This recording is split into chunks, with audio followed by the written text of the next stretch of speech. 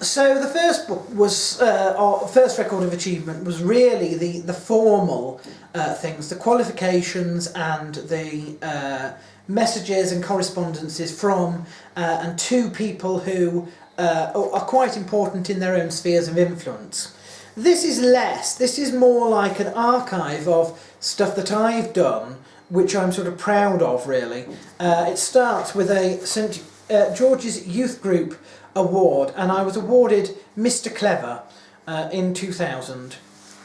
I've kept copies here, hard copies, of when I was published, when my letters were published in Fighters Only, particularly the one where I won the Letter of the Month award. I have all my write-ups that I did on MMAhitpit.com and squaredoctagon.com, both of which are now defunct, so I'm glad I kept them. Some are articles that I wrote, The Mixed Loyalties of Emotional Investment, for example, on November the 9th, 2008. What else have we got?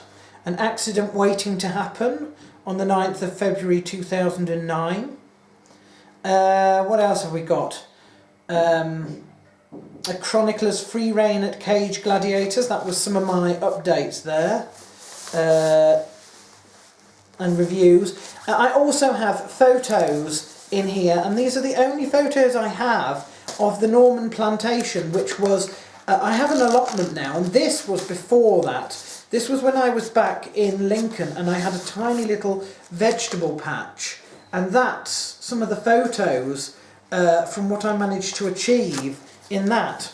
And these are the only, as far as I know, these are the only surviving sort of things that prove that I actually did anything at all in terms of that. So there we are. That's worth keeping, I think.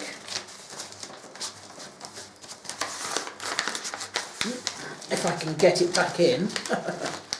Not as easy as you think. There we are. What else have I got? This is the Ultimate Fighter and book reviews that I have done, as far as I know. Yes, book reviews, because I had a few book reviews published as well, so those are in there.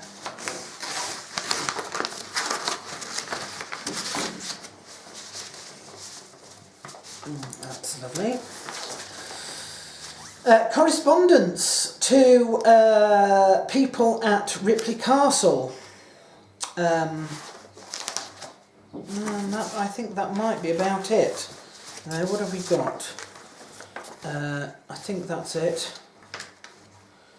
Yeah, that's it. Somewhere or other I also have a copy of the Ship of Fools write-up about me when I was at